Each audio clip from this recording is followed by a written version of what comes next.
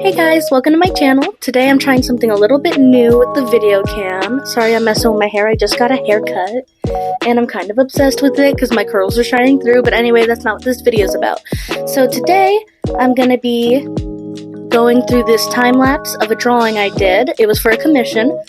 And right here I'm doing the sketch, and there's a couple sketches. You're gonna see a couple of them because, this took forever, and I did it like over and over again, and I didn't really figure out what I was doing till months after I started the project, honestly, so a lot of these sketches are probably gonna get edited out. Oh no, that doesn't even look like what the client wanted anyway. So I'm playing around with ideas for background, with just concepts in general. My client wanted something, what's the word? Like, dynamic, and they wanted me to include Jinx's gun and her little bomb. I haven't watched Arcane, I don't know anything about Jinx, but all I know is she's really fun to draw. And if my client is watching this, I love you. You're my favorite. I love you. Here's me doing yet another new sketch, and it looks nothing like Jinx. So I was trying to make a dynamic pose, but that's clearly something I struggled with, especially I started this like last year, and I kind of fell off of creating things at some point, but when I came back to creating things, I did a lot better than I did in this sketch that you're watching right now. I started in black and white for a lot of them because I wanted to work with that technique where you work on the shadows and the highlights and like the form and the values before you add color. Yeah, no, that is not it. So eventually I drew a sketch on paper and took a picture of it and traced it on my tablet that I got, I think I got inspiration from a Monster High doll that I posed to try to make a pose because I was struggling and I wanted to bring something good, especially because this is a commission. I'm getting paid. I can't just quit.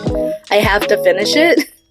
So at this point I start rendering what I think is going to be the final product, but the final product is nothing like what I ended up making.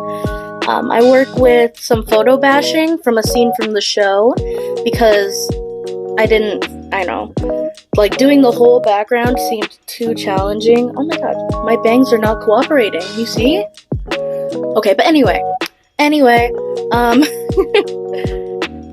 I try adding a lot of textures and making it kind of gritty and like grungy because I thought that vibe would be like what we were looking for. I am doing line art, trying to make it absolutely perfect, which is what killed this, because line art is not my strong suit. I paint over line art anyway, it doesn't need to be perfect. But here I am, trying to make perfect line art when that's not me, that's not what I do, but here we are. I'm still, like, even though it was such a struggle, I'm incredibly proud of this piece. Like, it's not the best, I don't know, it might be the best thing I ever made, but like, I can do better. I know I can do better, and I wish I did better for my lovely client, but this piece taking so long ended up, the passion wasn't there all the way as it could have been.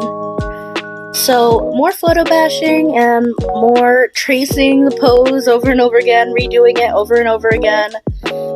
At this point, I kind of thought that I was on a roll. I thought this looked like form, this looked like structure, but no, not really. It's kind of like her hips are way too wide here, and like she's not built like a sexy mommy. She's built like she has a slim build, and I was trying to give her hips, like birth-giving hips, and she don't have birth-giving hips. So I end up scrapping it again, shocker. Yeah, here I keep this background mostly for the rest of forever. But it's just like, I could have done more with the background too, but me and my client, we both seemed happy with it, so that was good enough for me. So I asked the client if I should make her eyes blue or pink because I seen pictures of both, and they wanted pink eyes, which I loved because we needed more contrast. They wanted neons, they wanted lighting, they wanted her to look amazing. And yeah, the braids, oh my god, the braids. Oh my god. I struggled with the braids, but I even tried to use Clip Studio's like brush for braids. No, it wasn't it. It wasn't right. I took forever to render the braids. Oh my god.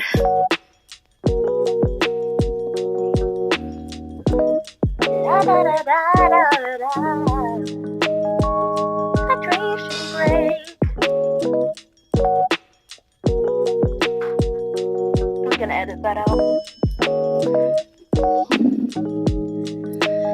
I'm gonna have to edit this down because I sped up the original time-lapse into ×2 and it's still 30 minutes long. The time-lapse is sped up to begin with when you export them from Clip Studio. Okay, and this was an hour.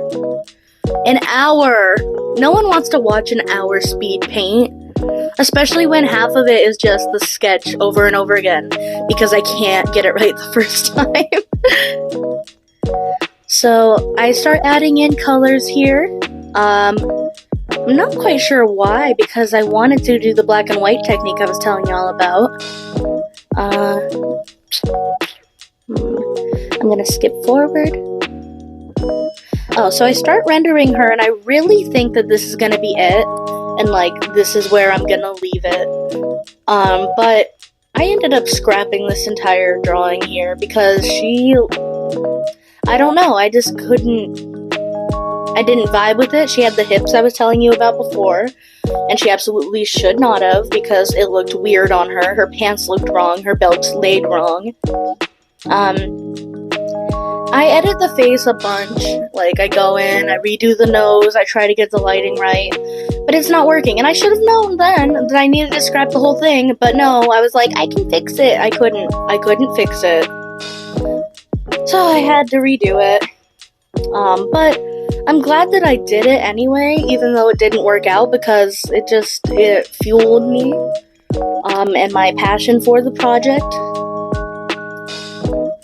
So I first try to, like, make the body more feasible in the second, like, redo of this one, but even then it's still not to a point where I'm satisfied, and so I scrapped this one too.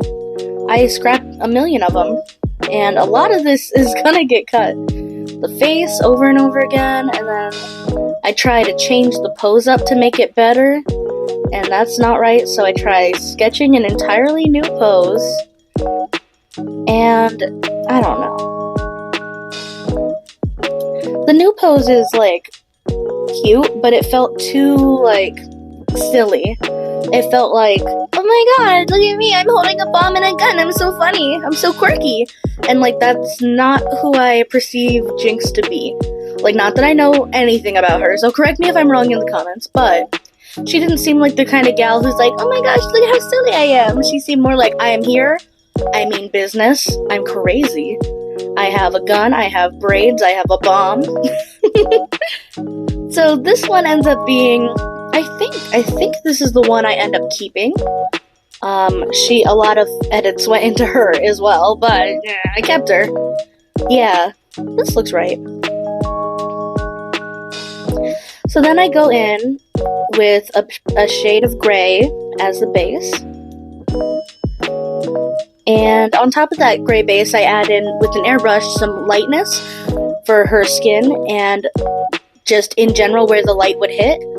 And it looks really cool, like a 3D model. That's how you know you're doing it right. And I go in to add some ambient occlusion in with some black with an airbrush and my brush that I use for everything. And I just keep layering black and white layers on each other until I'm satisfied, until it's something I'm really happy with. And it takes a while, so I'm probably going to speed this up a whole lot. But for now, enjoy some details, some rendering. Yeah, I think the face here isn't how I wanted it to be, so I do go back and I change it a lot. But for now, it's good. For now, I like it.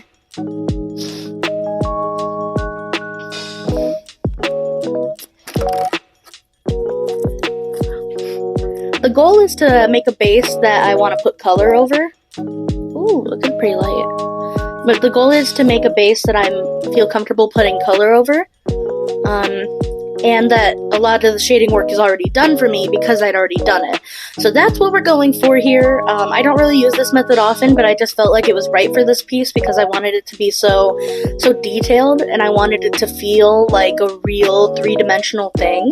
Like, I wanted all her clothes to feel like clothes. I wanted her skin to look like skin, like nice and shaded.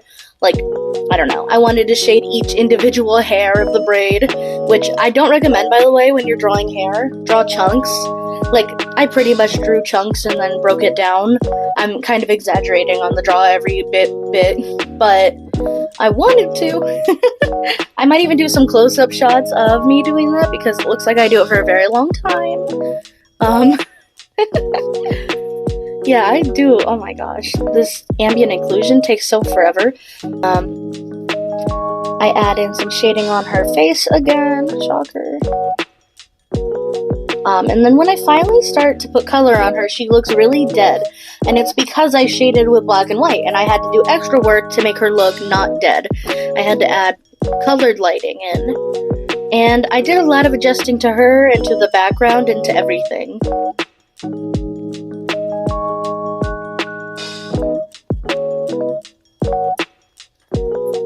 Oh my gosh.